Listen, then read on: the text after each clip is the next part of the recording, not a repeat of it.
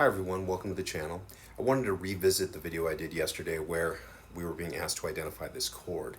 This one's a little bit tricky because you've got so many different notes in it. You can go a number of different ways. I said this chord was best spelled as an A minor 11 chord. And some people said, well, yeah, but you could spell it in a number of different ways, and fair enough. I want to get into why I think A minor 11 is probably the best solution here.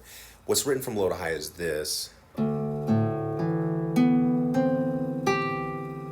And together. It's a nice chord.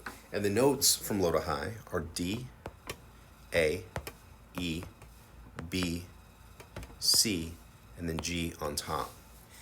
Now I said if you label A as the root of the chord, you can just stack thirds and you can label every note. You can get every note of the chord in. A would be the root, C, E, G, B, and then D on top. And then we could just say this is an A minor 11 chord. You've got every note there ascending thirds, okay? You could label other notes as the root of the chord, and you can do it with a number of different ones, and it would make sense. If you label it as a G chord, it would be some kind of GBD thing, and we have GBD in this chord.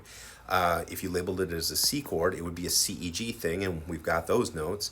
If we labeled it as a D chord, that maybe doesn't work as well because we don't have the third of the chord, the F, okay? And there's a number of different options here. Also, you could label it as an E chord, EGB, and that's an E minor chord, and you could try to go that way. The reason why I think A minor 11 is the best choice is because of this.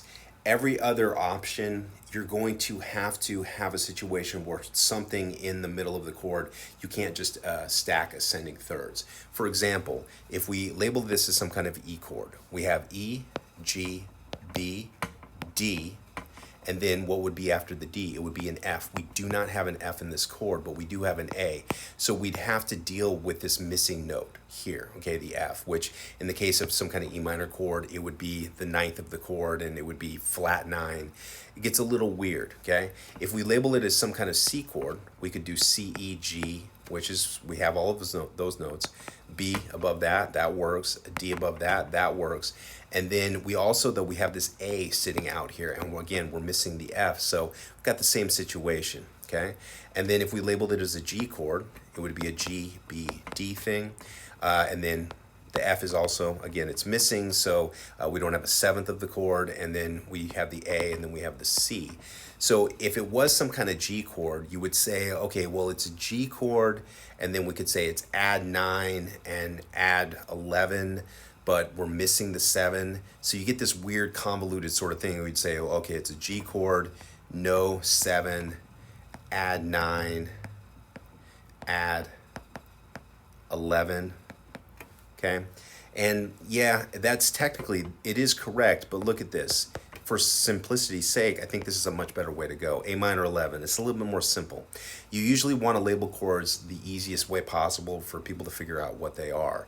And when you start having all of this stuff where it's no 7, add 9, add 11, blah, blah, blah, blah, it just gets tricky, okay? So you're always trying to stack thirds, and if you can do that, that's usually going to be your best solution for labeling a chord. So I hope that's helpful. I hope it makes sense. If you like the content, like the video, please subscribe, share the video, and like the video. It does really help the channel grow. So I would appreciate that. And until next time, take care.